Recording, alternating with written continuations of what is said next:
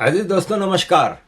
अजीज दोस्तों, मैंने अभी जो वीडियो बनाई थी, पिछली मेरी आखिरी वीडियो लियारी गैंग वार के हवाले से, और चूंकि मैं पर्सनली इन चीज़ों में रहा हूँ बीच में, तो मेरे को जो मालूम था वो मैंने लगाया। लेकिन मुझे बहुत ज़्यादा मैसेजेस आ रहे थे और बहुत ज़्यादा इंटरव्यू के लिए कॉल्स आ रहे थे कि आप इंटरव्यू दें। लेकिन मसला ये है कि भाई साहब, मैं बड़े ज़बरदस्त फाइनेंशियल क्राइसिस में चल रहा हूँ, और मैं अपने काम काज जहाँ दिहाड़ी लग जाती है वहाँ पे 12-12 घंटे की दिहाड़ी लगाने जाता हूँ, तो मेरे पास इतना टाइम नहीं होता कि मैं इंटरव्यू दे सकूँ। लेकिन मुझे जब बहुत ज़्यादा चीज़ें आने लगी तो मैंने कहा पहले तो मैं फ़िल्म देखूँ ना, तो मुझे पता चले। तो मैंने फिर वो फिल्म 3.5 घंटे निकाल के देखी, और फिल्म देख के मुझे ये लगा कि मैं इन सब चीज़ों में पार्ट ऑफ द फिल्म हूँ। क्योंकि जो चीज़ सामने आ रही थी मुझे अपना याद आ रहा था कि अरे हाँ, ये था, अरे इससे तो मैं फलां जगह मिला हूँ, अरे इससे तो मेरी फलां जगह बातचीत हुई है। मोस्ट ऑफ द कैरेक्टर्स जो थे ना फिल्म के, वो मैं उनको जानता था पर्सनली काफ़ी हद तक। और एक कैरेक्टर जो मेन कैरेक्टर है हीरो का, जो रणवीर सिंह ने किया है, हमजा मजारी का, वो फिक्शनल है। वो कहीं मुझे कभी मैंने ऐसा कोई देखा नहीं। लेकिन बहरहाल एक इंडियन फिल्म है, बॉलीवुड की फिल्म है, उसको इंडियन टच देने के लिए एक इन्होंने ये कैरेक्टर डाला है।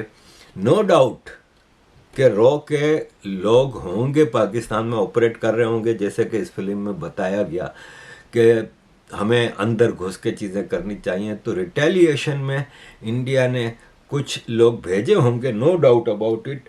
लेकिन एज सच लियारी गैंग के हवाले से आई डाउट कि हमजा नामी आदमी कोई, या उस जैसा कोई आदमी कोई रहमान डकैत और उजैर बलोच के साथ था। मेरा मेन जो शॉकिंग इस फिल्म में जो आया ना, वो था दो जुड़वा भाई, अल्ताफ खानानी और जावेद खानानी। मैं ना सिर्फ इनको पर्सनली जानता हूँ, फैमिली से हैं वो। ये भी बाटवा वाले हैं मेमन, और हम भी बाटवा वाले मेमन हैं।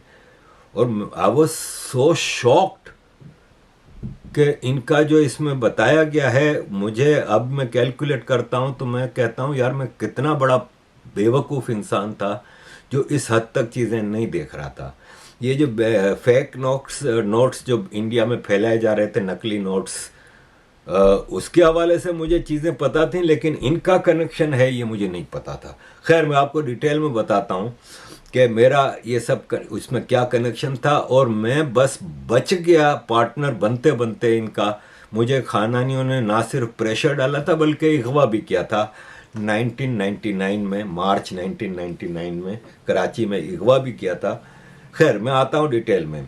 देखें अजीज़ दोस्तों, मेरे बचपन में मैं इन दोनों भाइयों को जानता था, क्योंकि हम पतंग वाली बिल्डिंग कागजी बाज़ार में रहते थे सऊदी अरब जाने से पहले। 73 में फादर सऊदी अरब में जॉब करते थे, तो हम मूव हो गए थे। तो उससे पहले 5-6 साल का था, तब से हम उधर उस बिल्डिंग में रहते थे।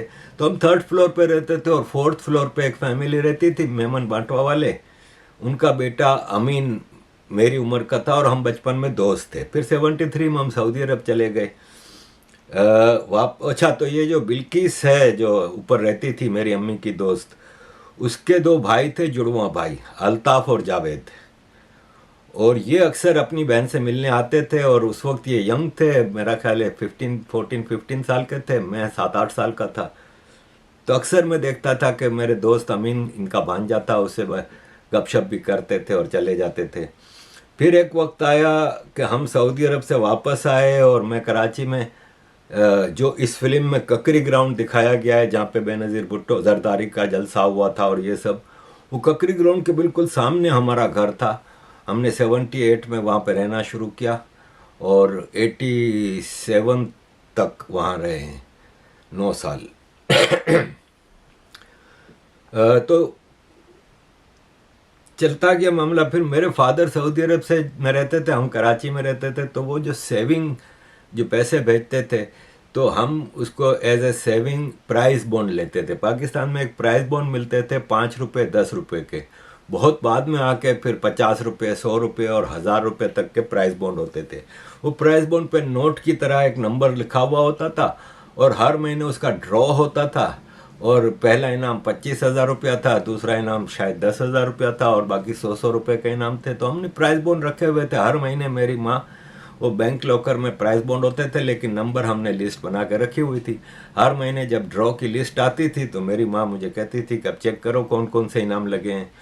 और इस तरह कभी ये होता था कि हम 5 रुपये वाले प्राइस बॉन्ड बेच के 10 रुपये वाले ले लेते और इस तरह। तो 83 में मैं इस तरह एक दुकान पर प्राइस बॉन्ड लेने गया तो वहाँ पे ये जावेद बैठा था, जावेद खानानी, 83 में। तो मैंने इसको कहा कि ये बॉन्ड, तो कहता है, पूछने लगा कौन हो तुम, ये वो। मैंने कहा वो मैं हूँ, पतंग वाली बिल्डिंग याद है ना, तुम्हारी बहन बिल्किस रहती थी। कहता हाँ। मैं कहा नीचे 3rd फ्लोर पे हम रहते थे। अच्छा बानू के बेटे हो? मैंने कहा बानू का बेटा हूँ। फिर गपशप हुई, ये वो क्या करते हो? मैंने कहा बस सऊदी अरब जाने की तैयारी कर रहा हूँ। अभी मैं बैंक ऑफ टोक्यो कराची में जॉब करता था, वो जॉब छोड़ दी और अब मैं सऊदी अरब, मेरा वीज़ा आने वाला है तो मैं सऊदी अरब में जा रहा हूँ। अरे क्यों जाते हो, ये वो। उसी शाम वो हमारे घर पे आया और मेरी माँ को समझाने लगा कि देखो हम प्राइस बॉन्ड का काम करते हैं, हम 3 पार्टनर हैं, तीनों ने 1-1 लाख रुपया लगाया है बिजनेस में। आप 1 लाख रुपया दे के हमें आरिफ को पार्टनर बना लेते हैं और बड़ा अच्छा काम है, क्यों? अच्छा मेरी माँ मुझे भेजने को तैयार नहीं थी। कोई भी माँ अपने बच्चे को बाहर नहीं भेजना चाहती। तो मुझे कहती है कि क्यों जा रहे हो बेटा, नहीं, वो समझाती रहती थी। लेकिन मैं पाकिस्तान से तंग आया हुआ था और मेरी वहाँ पे दम घुटता था। तो मैंने अपनी अच्छी खासी बैंक की जॉब थी, फॉरेन बैंक की, बैंक ऑफ टोक्यो कराची, वो भी छोड़ दी थी। और मैंने कहा नहीं, मैं तो भाई जा रहा हूँ, मुझे नहीं रहना इधर उधर। खैर मैं सऊदी अरब चला गया, 3 साल सऊदी अरब में जॉब की और फिर वापस आया। तो इसी तरह तब मेरे फादर भी वापस आ चुके थे, हम कराची में रहते थे। हमने वो ककरी ग्राउंड वाला इलाका छोड़ दिया था, हम जमशेद टाउन में चले गए थे। तो इसी तरह एक दिन फिर मुलाकात हुई जावेद से किसी जगह पे। तो इसने कहा कि हमने तीनों पार्टनर ने ये पिछले हफ्ते ही पार्टनरशिप ख़त्म की है और 20-20 लाख रुपया हमारे हिस्से में आया। हमने 4 साल के बिजनेस में 20-20 लाख रुपया कमाया, 1-1 लाख रुपया लगाया था। तुम अगर हमारे साथ जुड़ते तो आज तुम भी 20 लाख के मालिक होते, अपना बिजनेस कर रहे होते। मैं छोटी मोटी जॉब्स कर रहा था कराची में क्योंकि मैं दुबई की तैयारी कर रहा था जाने की। मैंने कहा नो रिग्रेट भाई, मैं अभी भी पाकिस्तान में रहना नहीं चाह रहा। खैर मैं चला गया फिर दुबई, दुबई से फिर यूरोप आ गया। बात आई गई हो गई। 97 में मैं MQM में था और यूनाइटेड नेशंस जिनीवा जाता था वगैरह वगैरह।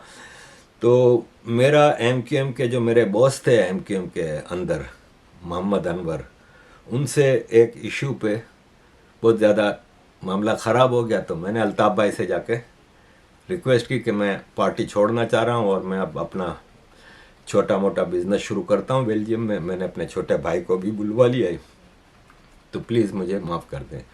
तो अल्ताफ़ भाई ने मुझे कहा कि ऐसा करो, तुम पार्टी नहीं छोड़ो और तुमको मैं छुट्टी देता हूँ, तुम छुट्टियों पे चले जाओ, अपना बिजनेस सेट करो, अपने भाई को उसमें सेट करो और इसके बाद जब तुम्हारा मूड हो तो वापस आ जाना। तो मैंने कहा ठीक है।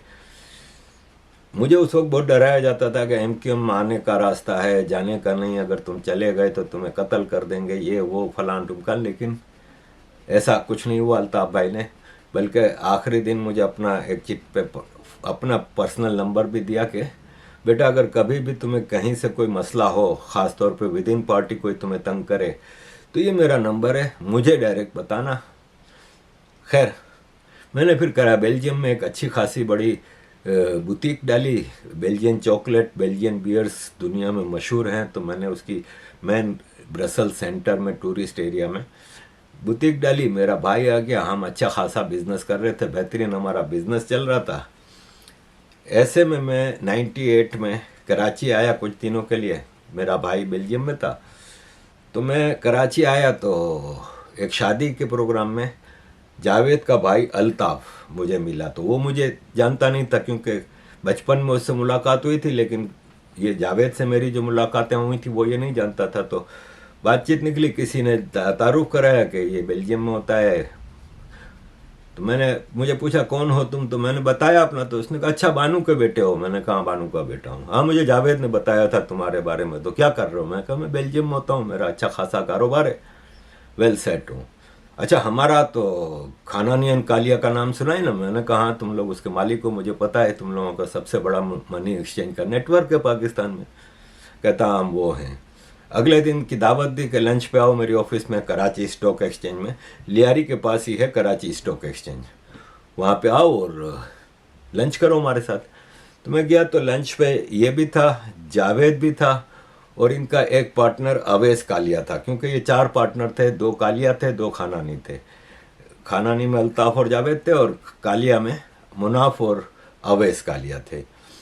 तो अवैस कालिया था और ये दोनों भाई थे। तो लंच पे मुझे समझाने लगे कि तुम भी हमारे साथ जुड़ जाओ। मैंने कहा मैं तो बेल्जियम में रहता हूँ। बोला हाँ, वहाँ पे बड़ा काम है हमारा, और हम तो हर महीने हम आते हैं और हमारे बंदे आते जाते रहते हैं। मनी एक्सचेंज का काम यूरोप में, तुम तो ख़ास तौर पे ब्रसल्स में हो, कैपिटल में हो, यूरोप का कैपिटल है। और उस वक्त है ना यूरो करेंसी नहीं आई थी, तो बेल्जियम के अपने फ्रैंक थे, हॉलैंड में गिल्डर थे, फ्रांस में फ्रैंक थे, स्पेन में पसेता थे, जर्मनी में मार्क थे। तो जो भी मनी एक्सचेंज ब्रसल्स में आते थे टूरिस्ट, तो बड़ा काम था। तो मुझे पता तो था, मैंने कहा अच्छा देखते हैं। फिर मैं वापस आया बेल्जियम में, तो कुछ दिनों बाद इसका फ़ोन आया अल्ताफ़ का कि यार मैं बेल्जियम आ रहा हूँ कल। तो मैंने कहा अच्छा, हमारी जो दुकान थी बेल्जियम में टूरिस्ट सेंटर में, वो पूरी बिल्डिंग हमने किराए पे ली थी, 60,000 फ्रैंक किराए पे। तो उसमें ऊपर हमारे कमरे बने हुए थे, हम उसमें रहते थे। तो मैंने कहा तुम होटल में नहीं ठहरना, मेरे पास ही ठहर जाना। कहता हाँ ठीक है।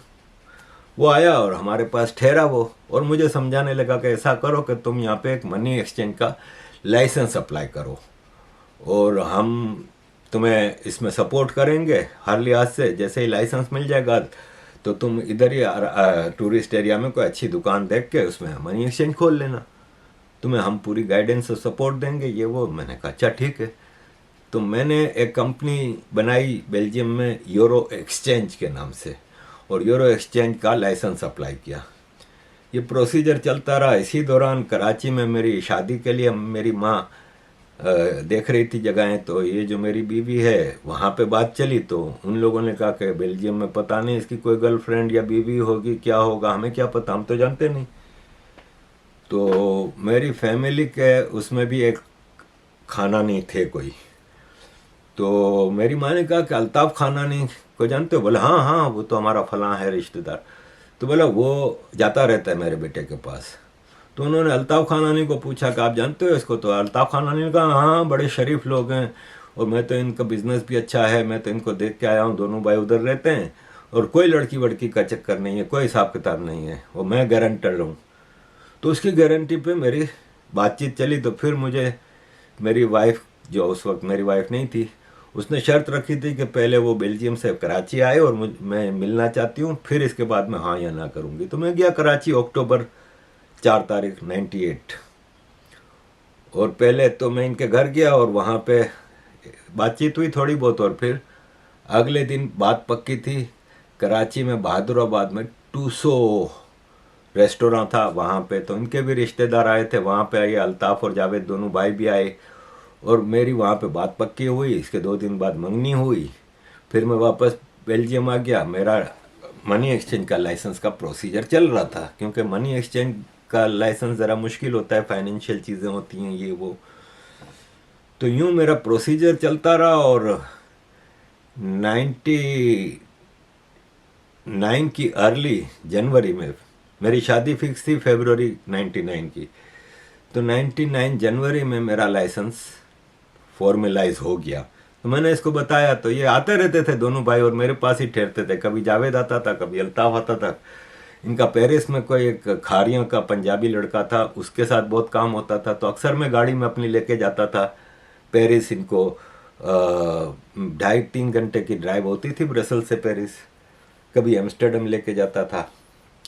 इनका एक पार्टनर था जो कि पाकिस्तान आर्मी में था, नईम बट, वो भी अक्सर आता रहता था, और मुझे वो बड़े सस्पिशियस लगता था। अच्छा, उस वक्त तक मुझे ये पता चल गया था कि इनका काम खाली मनी एक्सचेंज नहीं है, ये हवाला भी करते हैं। तो मुझे भी समझा रहे थे कि तुम फिर मनी एक्सचेंज खोल के फिर हम हवाला करेंगे, तो बेल्जियम से लोग तुम्हें पैसे देंगे पाकिस्तान भेजने के लिए, तुम हमें लिस्ट दे देना, हम वहाँ पे डिलीवर कर देंगे जिन जिन के पैसे हैं। और हम तुम्हें एक लिस्ट भेजेंगे जिनको तुम यहाँ से पैसे दे दोगे, पेरिस में, जर्मनी में, इधर उधर जाके, और इसमें बड़ा पैसा है। देखो पाकिस्तान आर्मी के लोग कनाडा और यूरोप में अपना पैसा शिफ्ट करते हैं तो 16% हम लेते हैं। वैसे जो कोई छोटा मोटा वर्किंग क्लास के लोग हैं जो अपना पैसा भेजना चाह रहे हैं पाकिस्तान में 25,000 रुपया, 10,000 रुपया, तो उस पर हम 1% करते हैं। लेकिन जो करप्शन का पैसा है उस पर हम 16% पे करते हैं। बड़ा पैसा है ये वो नहीं, बट मुझे ज़्यादातर समझाता रहता था। अच्छा, जनवरी में नईम भट्ट का अल्ताफ़ का एक साला था, वो आया एम्स्टर्डम, तो उसने मुझे फ़ोन किया कि आरिफ यार ज़रा एम्स्टर्डम आ सकते हो? तो मैं चला गया, 2 घंटे की ड्राइव थी। तो जब मैं इसके होटल के कमरे में गया ना, तो ये पूरी दीवार पे ऊपर ऊपर तक नोटों की गड्डियाँ रखी हुई थी। उसमें जर्मन मार्क थे, ब्रिटिश पाउंड थे, यूएस डॉलर थे, बेल्जियन फ्रैंक थे, डच गिल्डर थे, पूरी करेंसी। मैं झटका खा गया, मैं कहा इतना पैसा। खैर उससे मैं क्या बात करता। इसने कहा नईम भट्ट आ रहा है रोम, और तुम्हारे लिए अब फाइनल हमारा कुछ हिसाब किताब है तो हम तुमसे करना चाह रहे हैं। तो नईम भट्ट रोम आ रहा है तो तुम परसों रोम जा सकते हो। मैंने कहा ठीक है। रोम का 24 आवर्स की ड्राइव थी। वैसे तो मैं बाई फ्लाइट भी जा सकता था, लेकिन मैं ड्राइव करना ज़्यादा पसंद करता था। तो मैं अगले दिन गाड़ी उठाई और रोम के लिए निकल गया। तो जाते हुए 8 घंटे बाद जिनीवा आया, तो जिनीवा में मैंने एक रात स्टे किया और फिर आगे 16 घंटे इटली रोम चला गया। नईम भट्ट से मिला तो नईम भट्ट ने कहा देखो भाई अब सारा कुछ हो गया, तुम्हारा मनी एक्सचेंज का वो आ गए, अब हम अपना पूरा यूरोप का हवाले का काम तुम्हें देना चाह रहे हैं और तुम हमारे पार्टनर हो गए, और इस पूरे हवाले का काम जो यूरोप का जो करोगे ना तुम, उसमें जो प्रॉफिट होगा ना उसमें 5% तुम्हारा होगा और ये 5% भी तुम्हें हर साल $1 मिलियन से ऊपर देगा। सोच लो, बहुत बड़ा काम है ये वो। मैंने कहा देखें नईम भाई, बात यह है कि मैं बड़ी मुश्किल से ये पूरी दुनिया के धक्के खा खा के यूरोप में सेट हुआ हूँ। मुझे बेल्जियम में 9 साल हो गए, मैं फ्रेंच सिटीज़न भी हो गया हूँ, मैं बिज़नेस भी कर रहा हूँ और मेरी अब शादी भी होने वाली है। तो मैं हमेशा लॉ ऑफ लैंड का कभी भी मैंने वायोलेट नहीं किया, तो मैं ये नहीं कर सकता। तो सॉरी, मैं हवाले का काम नहीं करूँगा। लीगल मनी एक्सचेंज का अगर काम है तो मैं उसमें तैयार हूँ। बड़ी हमारी गर्मा गर्मी भी एक तरह से हुई। मैं उठा और रोम से वापस गाड़ी दौड़ाई, घर आ गया। फिर मैं गया कराची शादी करने। तो मेरी शादी वाले दिन स्टेज पे मैं बैठा था बीवी के साथ, तो ये दोनों भाई आए। मेरे पास पिक्चर्स मौजूद हैं।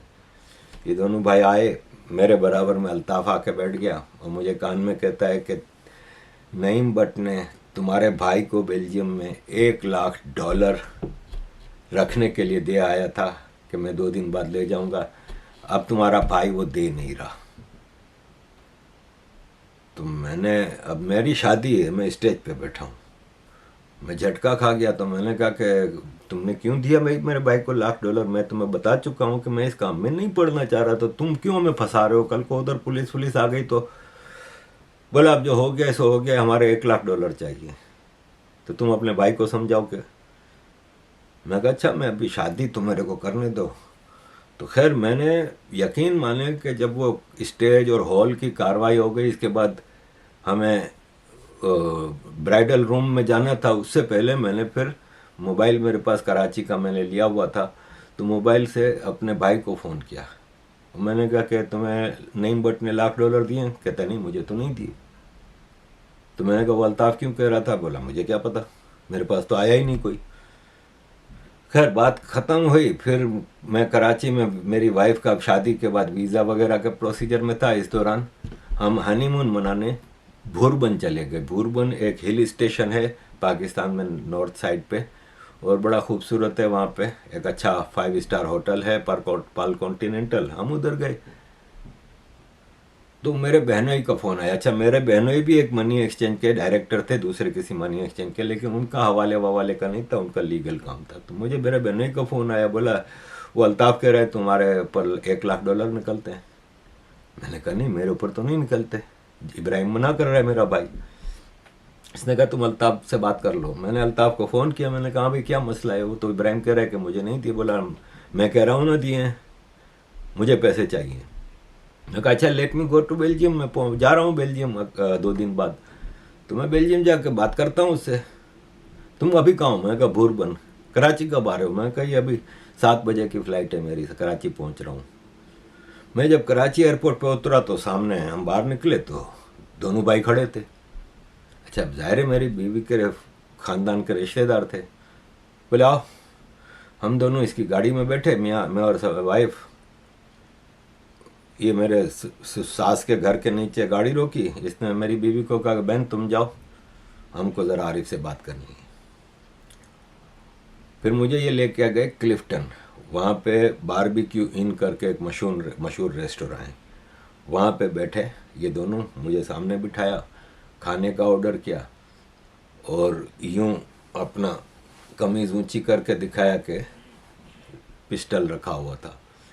बोला देख अब तू अपने आप को इस वक्त किडनैप्ड समझ के, तुम्हें हमने किडनैप कर लिया है और मुझे आज सुबह होने से पहले $1,00,000 तुम दोगे, नहीं तो मैं रहमान डकैत है लियारी में। अच्छा, मैंने नाम सुना हुआ था ना रहमान डकैत का, रहमान डकैत है लियारी में, उसके हवाले तुम्हें कर दूंगा, वो मुझे तुम्हारे $1,00,000 दे देगा। फिर वो तुम्हारा क्या करता है तुम जानो और वो जाने, और वो तुमसे 1,00,000 की जगह $10,00,000 निकलवाएगा, तुम्हारा खानदान तुम्हारे माँ बाप सब कुछ बेच के। तो सोच लो। मैंने कहा मैं यहाँ पे $1,00,000 एक रात में कहाँ से लाऊं, ये मेरा इलाका थोड़ी है, मैं तो यहाँ पे छुट्टियों के लिए आया हूँ, शादी के लिए आया हूँ, मैं तो वापस जा रहा हूँ। तो मुझे वापस जाने दो, तो मैं वहाँ जाके बेल्जियम से करता हूँ कुछ, अगर कुछ नहीं भी होता तो भी मैं अपना बिजनेस बेच के भी तुम्हें $1,00,000 कर दूंगा। गारंटर? मैं कहा गारंटर मैं कहाँ से लाऊं? कहता है नहीं गारंटर तो चाहिए। तो मेरे बहनों को फ़ोन किया क्योंकि उनका भी मनी एक्सचेंज था, तो ये आपस में एक दूसरे को जानते थे, और उसको कहा कि भाई मुझे आरिफ को मैंने अगवा कर लिया है, मुझे $1,00,000 चाहिए। मेरे बहनों ने कहा मेरी इतनी हैसियत नहीं है, मैं ₹5,00,000 तुम्हें कर देता हूँ। उसने कहा चलो तुम 5,00,000 करो, बाकी का मैं करता हूँ। फिर ये मुझे मेरे वाइफ के मामू के घर लेके गया, वो बड़े अमीर लोग थे, और उनको कहा भाई आपका दामाद जो है ना, इसको हमने अगवा किया हुआ है।